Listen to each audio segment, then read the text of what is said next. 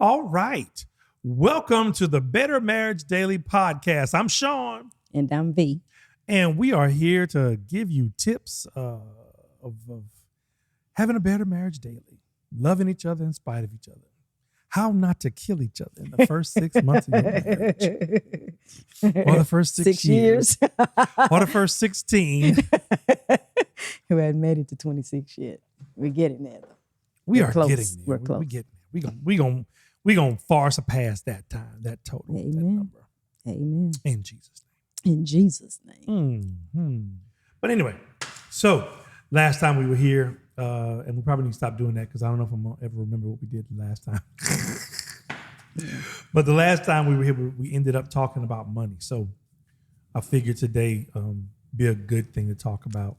And again, everything that we're doing, in these first, few months of the podcast, we're broaching the big topics. Yes. And we're talking macro. Now, as we go, of course, we will probably have talked about everything, but we'll be able to go micro as we go on, further in. But man, money. Yes. Whew. Money. Mm-hmm. Let me look up the stat right quick. Tell people how you feel about money, baby, while I look up this stat. How do I feel about money?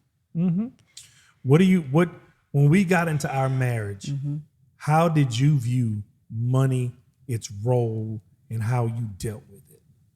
Oh, well, my perspective was, I guess I have to start.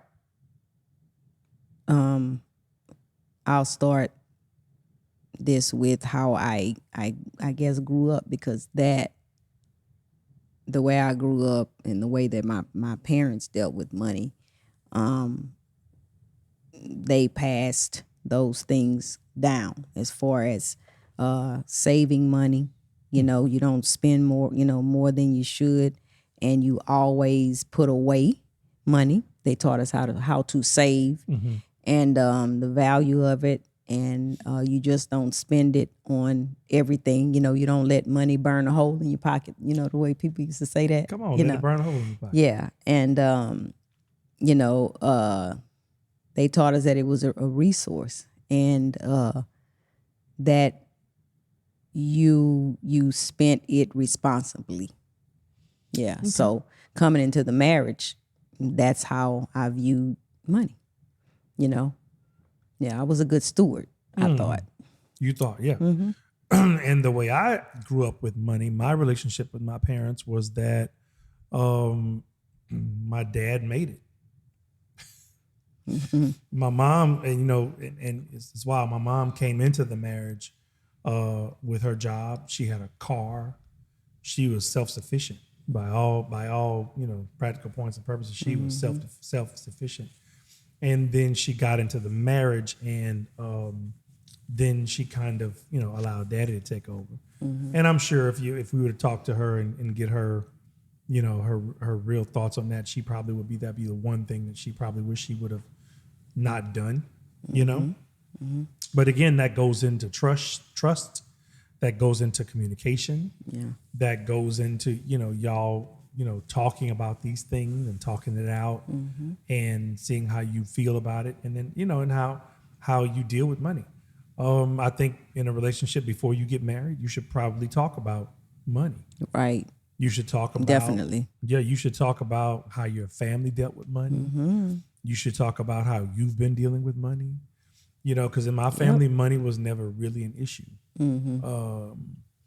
Later on in life, I found out that, my dad, once he understood the credit game, he was, a lot of times he'd probably be a little extended, but he had a job and he played music. So that's a lot of money coming in the house, especially in the 70s and 80s, 60s, 70s, 70s and 80s for sure though, right? That's a lot of money coming in the house. So I wish he would have been more of an investor, like buying properties and stuff like that. Because as I've gotten older, but I've gone through life, I've realized that you should spend money on appreciable assets, not depreciable assets, things that make money and gain in value versus Right. things that lose value, like a car instantly loses value once you drive off the lot, a phone, Right. clothes, those kinds of things don't necessarily make a legacy, Right. So that was a thing for me. And the way I viewed money was that I needed to get it. Oh yeah. And I've always understood in my adult life that money was a tool, right? Right. And right before we got married, man, I had spent so much money because I was in the cash business. You know what I'm saying? Music. I played music, so I had cash money All the time. all the time. I waited tables. I was a bartender. Everything I did was pretty much cash money after I turned 22, 23. I would have a job and there would be a check, but the check would be on my $2.31 an hour as a waiter, and maybe $2.40 an hour as a bartender, $2.50 an hour as a bartender, something like that. But yeah, it was wild. I was all on cash, and for a while, me and my friends in the restaurant when I was working at TGI Fridays, and me and my boy Don, he's like, man, we don't have a drinking problem. And then we look at each other and bust out laughing. What's the first thing you say whenever you have a drinking problem? Yeah, you don't have a drinking I problem. don't have a drinking problem. I can quit whenever I want. And thankfully, we didn't have a drinking problem. But I thought about it. I was like, man, everybody I know drinks every day. And then I said, wait a minute, let me think about my family. Okay, my grandfather drinks every day. My dad, my mom, they drink a beer or two or four every day. There was always a 12-pack of beer in the refrigerator. Yeah. So Always. was mine. My family was that way. Oh, and everybody I knew, the working people, every Especially time they got the men. the men especially, Yeah. when they got off work, they drank a beer. Yeah. Some of them, the heavier drinkers would drink, drink a little. They'd get a pint, get a pint in their pocket, sip that, Yes, do indeed. Boilermakers, sip a pint, drink a beer, Yeah. Yeah. and every day. And so I'm like, man, are we our parents? So I'm going through. I'm like, man, and we would actually figure. What's so crazy is I would stop and figure this stuff out, and then still turn around and do the same stuff. Like I was like, I'm making about $100 a day, even if I make $50 a day, times 5, it's $250 a week. It's $1,000 a month. And in 1994, 95, that was a lot of money. And not including the gigs. That's just the waiting job. That's just the 5 waiting. days a week. That's Monday through Friday. Matter of fact, that's 3 to 4 hours a day. Not even 8 hours. Not even 8 hours, right? So I'm doing that when I was waiting tables. When I bartended, it was more money. But even at $50, a low of $50 a pop, I was making $1,000 a month on top of the money that I was making playing music, which some weekends would be $1,000. So I mean that money just went through my hands. I didn't have a savings. You know what I'm saying? None of that. And how old were you? 22 till I met you. I mean, you know what I'm saying? I had a car note, I had insurance, and I was living. And then whenever little Sean came along at 23, 24, I was paying for everything for him. Back then in 1994, KinderCare was $400 a month. 1994. 1994. It's $450, so like $425 a month or something like that. Let me ask you this. How old were you when you had your first job? 15. 15. 15, 16. Yeah. McDonald's. I was 15, Thanks, Doug. about to be 16. Thanks, Doug. Appreciate you, brother. Yeah. I was 15, about to be 16. Yeah, I'm one of the McDonald's successes. To the point too, I got the job at 15 and I didn't get paid. Took me 3 months to get a check. Why? Because of my birthday. They couldn't pay me. So I had to wait. Man, when I got that check. That was a nice check. Then I was 17 then. But when I got that check, man, Oh, that was a beautiful was feeling. hooked. He was hooked. Oh, what? He's like, I'm working now, baby. Man, If I can yeah, get a check, I'm yeah, working. Yeah. Yeah. Mm-hmm. I feel you. Well, I was 15, 16th my birthday. Yeah. Yeah. Well, I started getting paid. I started getting, paid musically at 11, professionally 11. Now I wasn't playing every weekend when I played, he dropped me some change. And then by the time I was 15, I was playing regularly. And then, that kind of stopped for a while because I was like, hey, man, I was like, I'm doing everything. I'm driving, I'm loading, I'm breaking down, I'm playing the whole gig. Can I get some money? He said, you eat, don't you? I say, Wow. yeah. I said, but you know what? I can eat at home and not do this extra stuff. So then he started to pay you. No. Then I quit. Oh, you quit. Okay. Yeah, I said, well, cool. I'll just do the home thing. And then I went to LSU and then I realized that I missed it. And he, right time, right place. He needed you. Well, I mean, he didn't know he needed me. And he wasn't and even going if to he knew he needed that me, he needed you. he wasn't going to admit that he needed me. So, so it's all right. Look, it's all right. I ain't tripping. I reached out. I broke the subject. I said, well, man, look, I'm tired of you, having a bounce between all these drummers, man. Go it on, I'll go it on, knock it out for you. And I started playing, and you didn't save any money. Wow. We were made to save. I know. Yeah, we were made to save. I mean, and I look back on things. I think about it, man. Now y'all gonna trip on this. Walmart, I think it's Walmart and maybe Microsoft. Walmart and Google or Microsoft, whichever one came first. But I had a friend because we around 90, 91, 90, 91. I had a friend say, hey, man, there's these investments. I have to go back and look and see when those things started. But it was like something major like Walmart and Google or something like Microsoft or something like that. It wasn't Microsoft. It's probably Google. Definitely Walmart. I don't know what the other one is. But he's like, hey, man, maybe it might have been Apple. Anyway, he said, man, if you can get $1,500 or $1,000, I'm telling you, you need to get it because you need to get this stock. And I was like, man, $1,000, 15, man, it might as well be 15,000, bro. Now, granted, I could have borrowed $100 from 10 people. Right. I was making money. I could have just saved the money I made. You know what I'm saying? I didn't though. And then when I was like in like 2000 and 2005, I was like, it just kept flashing whenever I had the opportunity. Yeah. To invest in Walmart. Yeah. Early. That stock done split 3 times. Lord have mercy. But anyway, so mosquito. Mosquito. Your head. Yeah, I didn't.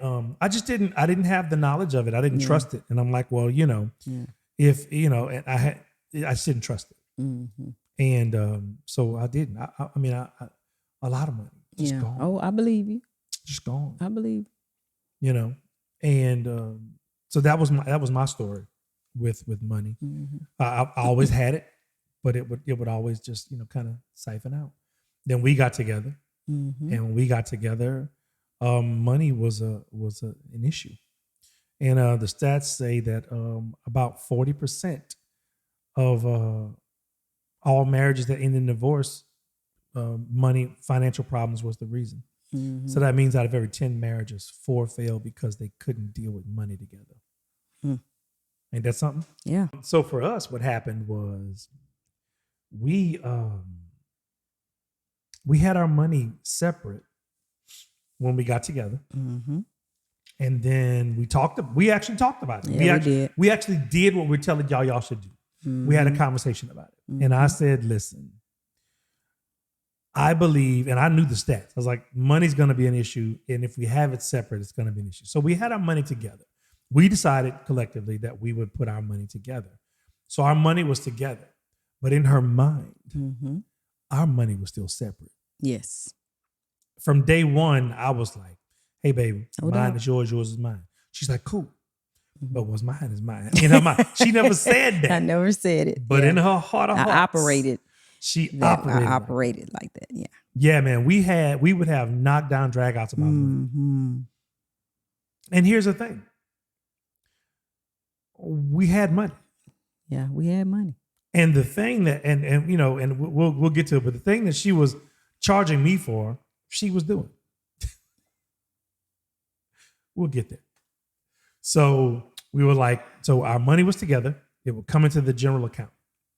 And then we'd spend it on bills, right? And she was saving, so we had savings. But the way it was going, we could never save a lot. We'd have some savings, but then something would happen. Or something. It was always something coming. Now, praise God, we had the money because we were tithers. Yes. We were tithers. And I truly believe, and ain't nothing you can tell me. I can go back and I can show you what we were getting and what we had and how and what happened. And none of that stuff makes sense. None of it makes sense. None of it makes sense, but we were always okay. We were always better than okay. And in that season, you know, my faith was getting stronger. And I used to tell her, I'd say, baby, you do realize that if we got a penny, I know if we got a free penny, we're in abundance. Yeah. Yeah. I said, you know, if we can buy a penny can, if we can buy one now later, like Chris Rock said, how much for one? I said, you do realize if we can buy one now later, that is more than we Snicker need. bar. I said Snicker bar. I did. I said, if we can buy a Snicker bar, we are in abundance. Right. And she said, I don't want to hear that. Moi, I don't operate like that. Yeah, so there was this big pressure for me because I'm like, I understand that I got you out here. Right. Because again, it's my fault. I'm leading. At that point, we were still fighting for the lead. Yeah, we were. We were still fighting for the lead. Yeah. But you know, it's okay. We were still fighting for the lead, but I was still leading. Right. It was still on me. And we were okay, but we weren't getting over the hump. Right. And our money was together. And the biggest fight we were having at the time was she would just be pissed. You remember why? Because your check. Yes. I would be upset because the way I got paid, the money from my check would always go in the bank first. And there were bills that had to be paid. So the way his gigs worked is that mine would always be spent. And then we were waiting on his, which we would be okay. No, tell him real time. You're giving him the solution. No, tell him how you felt. I was pissed. Right. I was pissed because I had, and first of all, I had never. My mindset was that it was my money I was working for, you know, and so I've never had to share. I've never had to consider anybody at all, you know. So it was kind of like. I'm like, man, this sucks. Like, you know get your shit together, man. You know, I'm like, this sucks. I mean, I know that we're going to be getting money in. No, that ain't how you was operating. What? You're giving a retro thing. You wasn't thinking like that back then. You were like, my check is gone. Yes. And I ain't got no money. Yes. Absolutely. And I was like, baby, you got money. You were like, no, I don't. I spent all my check. We ain't got no money. Well, how we gonna pay this? Well, how we gonna do this? I ain't got no money. See, I ain't got. I mean, violently. I was upset. Upset, popping neck. I was not happy. Neck and pop, all the neck popping, all of that. And even though, and I'm now that I'm thinking about it, and even though I had that mindset that my check was all gone, even you bringing in money to the house didn't matter. It wasn't mine. Right. You know what I'm saying? I would explain. She would go off. No, and I'd be man, like, I was not happy. I'd be like, baby, next week. What's mine is yours. And you're gonna be okay. Stop saying that you don't have any money because you do. But in my mind, my check, what I've worked for the last 2 weeks is gone. Yep. You know what I'm saying? So and I'll be like, baby, look, you paid it today and it's going this way. I'm getting paid this weekend, and next weekend I'm going to come back with $6,000. And so that means the rest of the month we got money. We're okay. Yeah. We just it's just a cycle. We're just going through the cycle. I didn't like the cycle. I did not like the cycle. You couldn't stand the cycle. I could not stand the cycle. And so here I am going through this. We're going through this. We're going through this.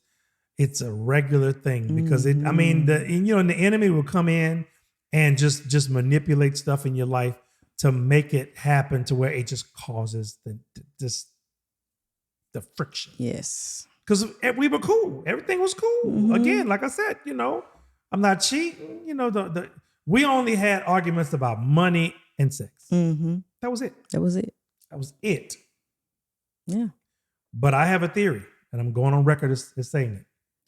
When there's no problem with sex, it's 5% of a marriage. But when there's a problem with sex, some kind of issue, it's 95% of the marriage because it will permeate every single aspect of your relationship. Because the person that wants it more and is not getting it will be irritated to the highest degree. And I was not irritated at the highest degree, but I was an irritant because I wasn't getting what I wanted. And so I was constantly making us aware of it. And then we go from that to money thing on the 1st and the 15th. It was a mess. It was a mess, man. It was a mess. It was crazy. It was a mess. I was like, okay, God, I need the words. I need to know how to break this down. And so, because I kept saying, baby, look, she's like, I don't know how much longer I can do this. I think I think we need to separate our money. I said, no, we talked about this. I said, I don't believe we should. I just think we should. And that was a constant comment. Every time she'd have to unask that check. That was hot. Look, and it's in the same account. All the money went to the same account. But every time she had to unask that check, boy, she'd come back. It was hot. So now we mad because the loving is getting affected and the money's bad. So now our two subjects are right there in the forefront. It's bang, bang, bang. We just always bang, bang, bang.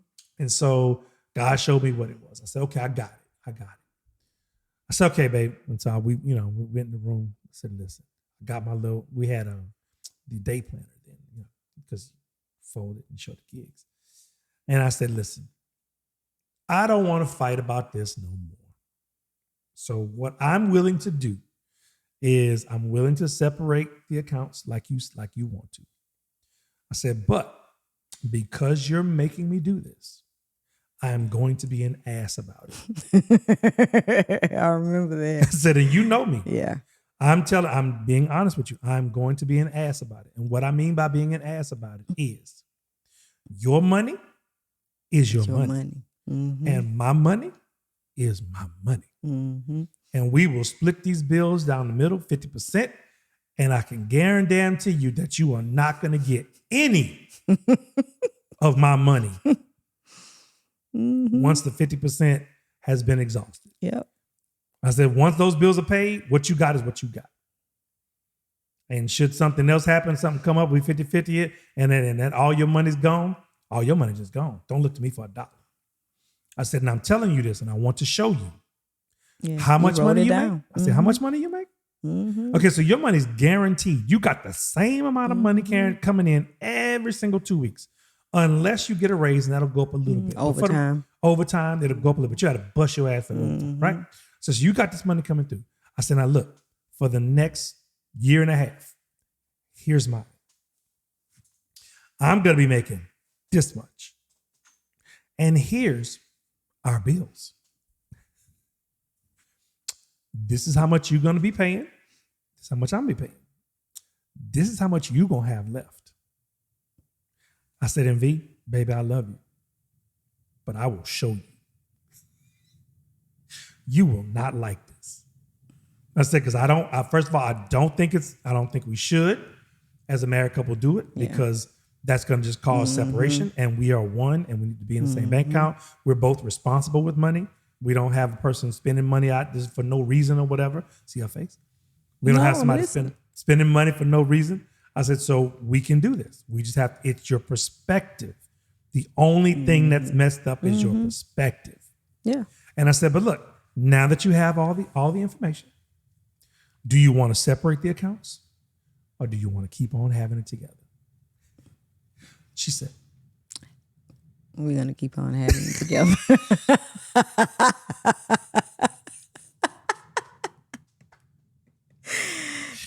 she didn't like it. Seeing it on, what's that? It's flying. Okay. Something's flying. Left a door open too long. Seeing it on paper, you know, made a big difference. And I'm like, okay. The lifestyle to which you have become accustomed is about to change. Yeah.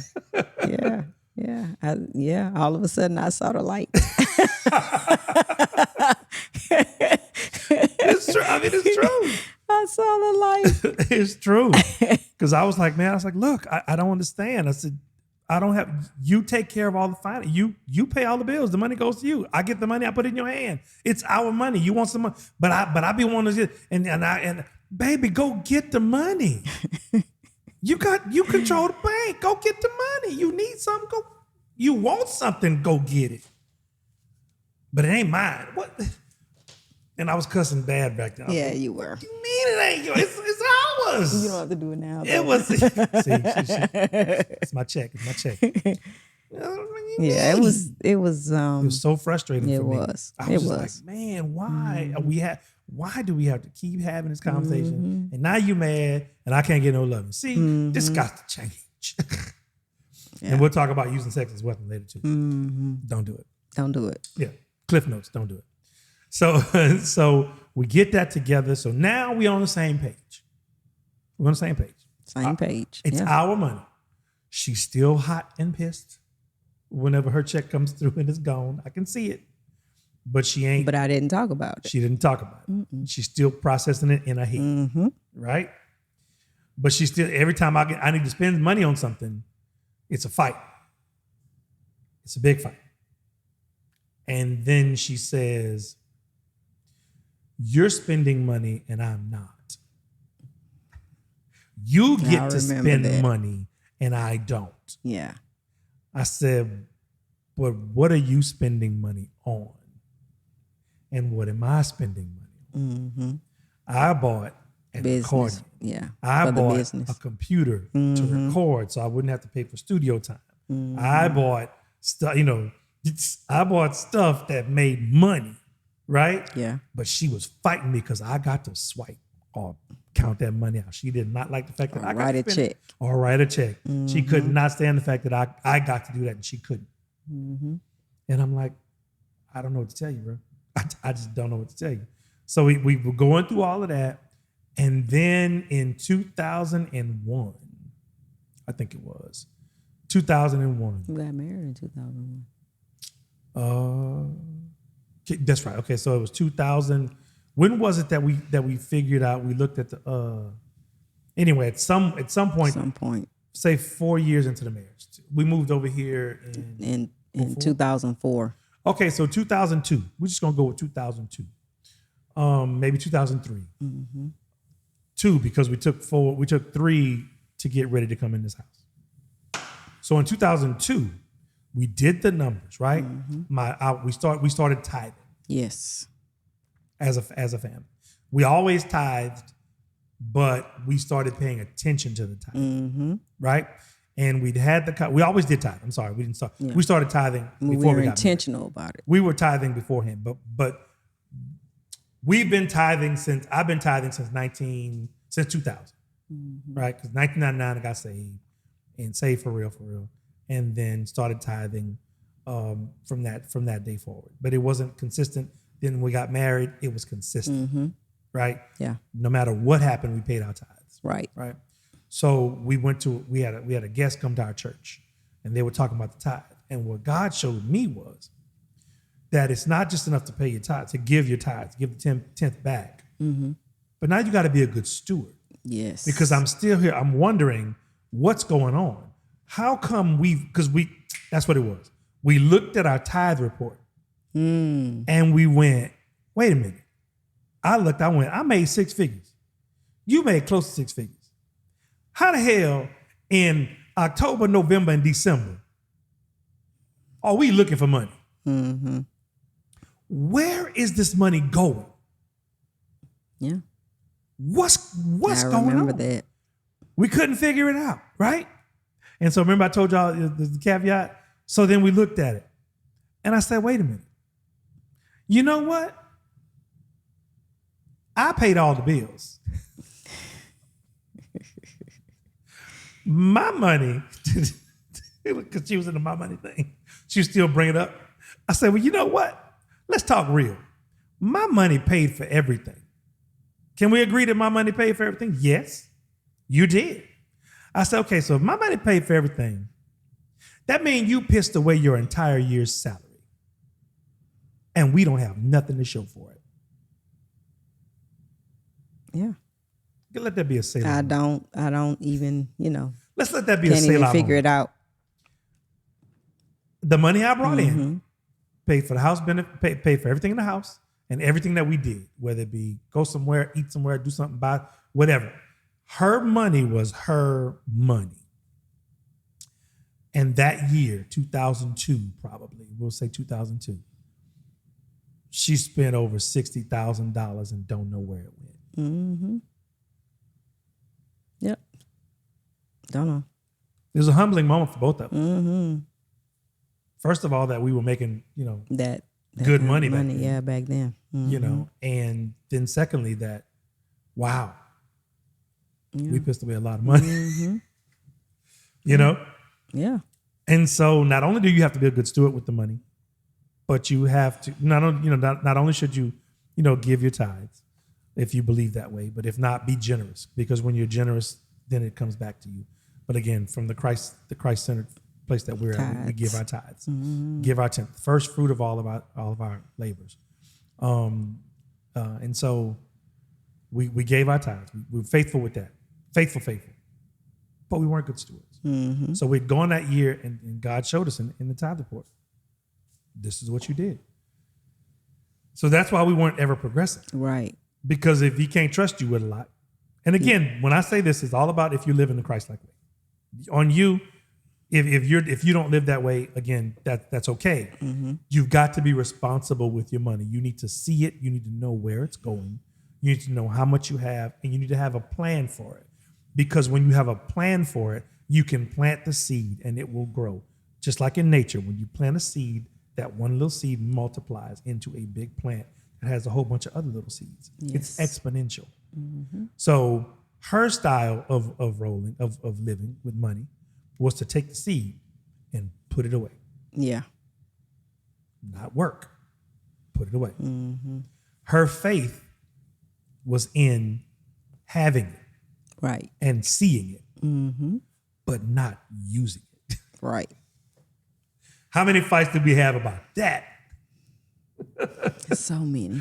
So many. I'm like, baby, I need this to do this, that, and the other, and I got to do the da-da-da-da-da. And she's like, I don't see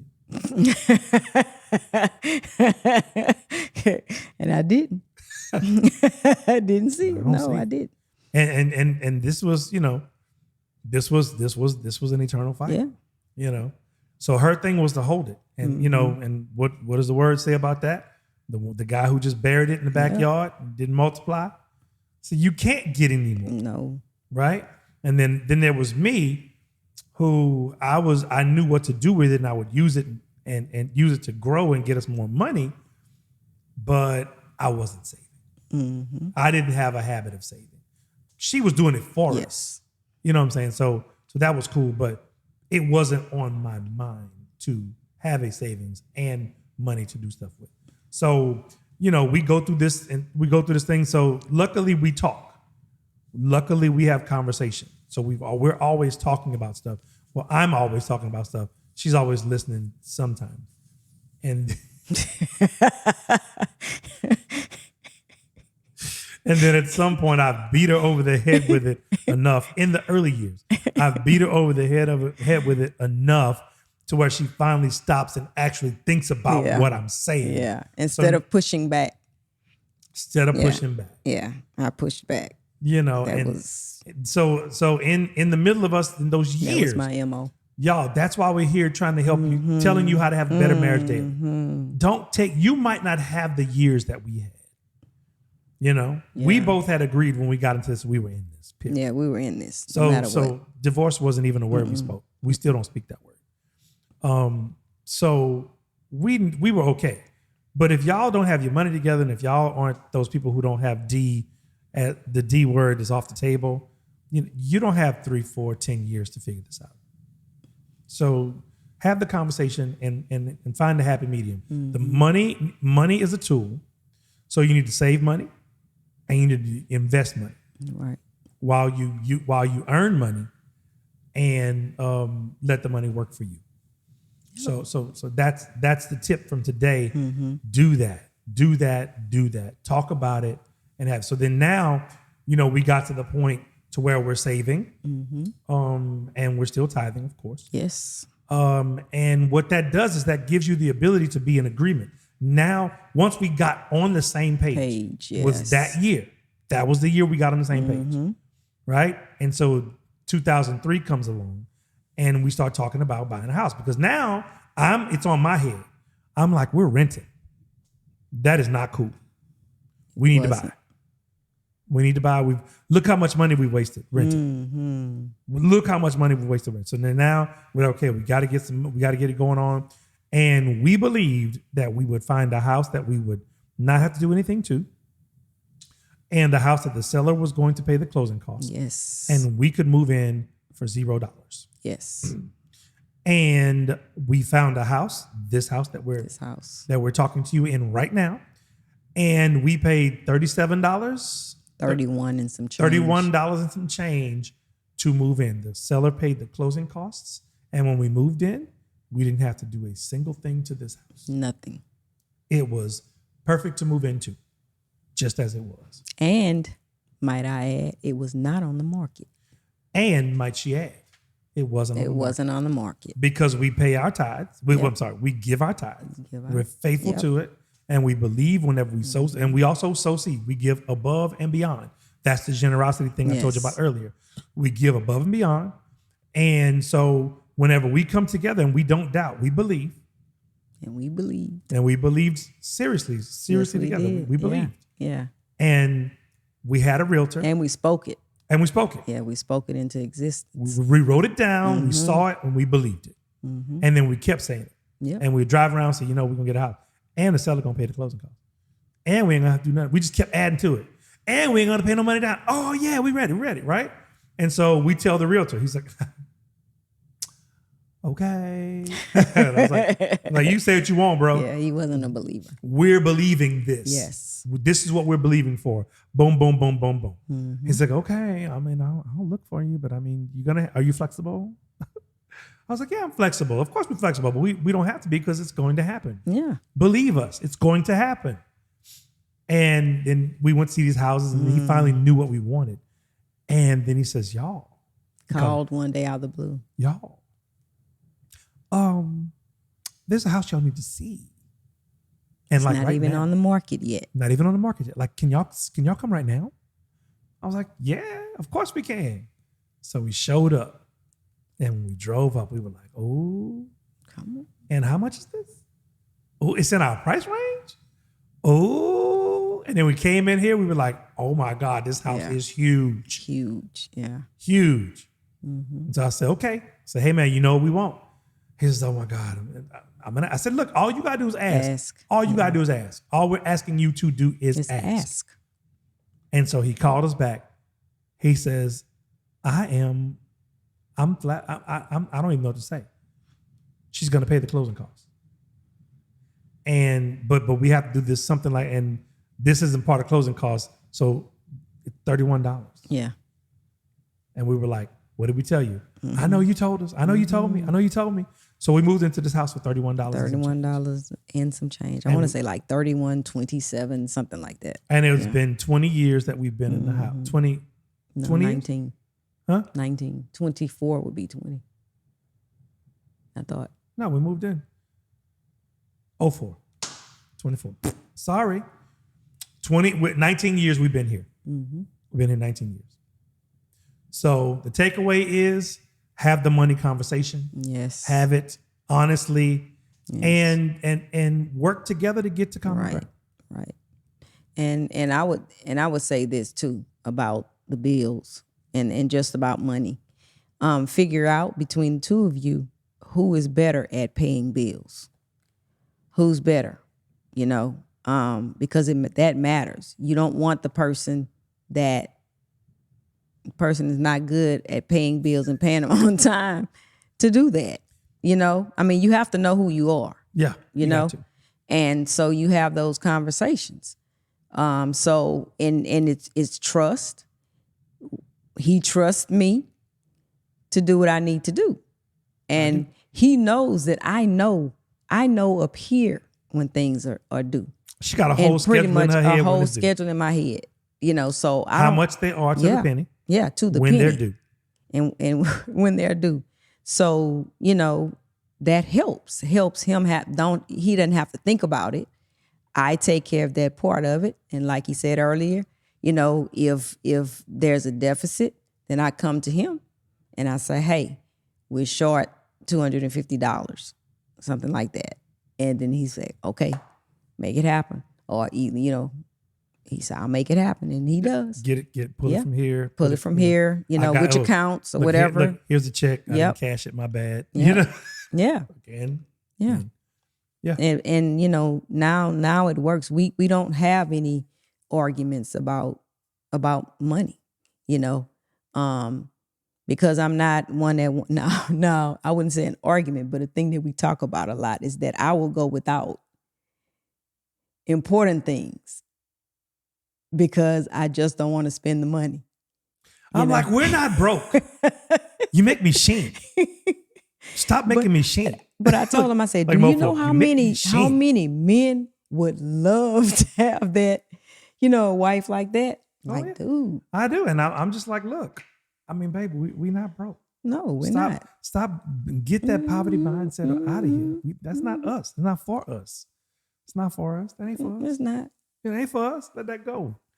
But I just put off things. But I do the same thing. Yeah. I very rarely buy stuff for myself. And what do I tell you when you talk about it? I'm like, well, go get it. You need, so, Side note, I don't know who's like this. I want everything in the world, and I can tell you exactly what I would want when I don't have the money for it. But when I got the money for it, pulling the trigger's a little difficult. That's true. You know what I'm saying? That's true about you. I can win the shop. Oh, that'd be nice. I love it. And I got the money. Do I really want it? Because I've changed. How important is that? Yes, you have. I'm like, how important is that? Yeah. And just like when I used to go to the casino, when I spend this money is a thing that I've pushed to the back of my head, subconsciously going to pop up and go, oh, I just spent that same amount of money. Dang. Yeah. So it's a growth process. So until next time, we have been the Better Marriage Daily Podcast, where we learn how to love each other in spite of each other. And I'm Sean. And I'm V. So don't forget to like and subscribe. Until next time, we'll see y'all. Peace.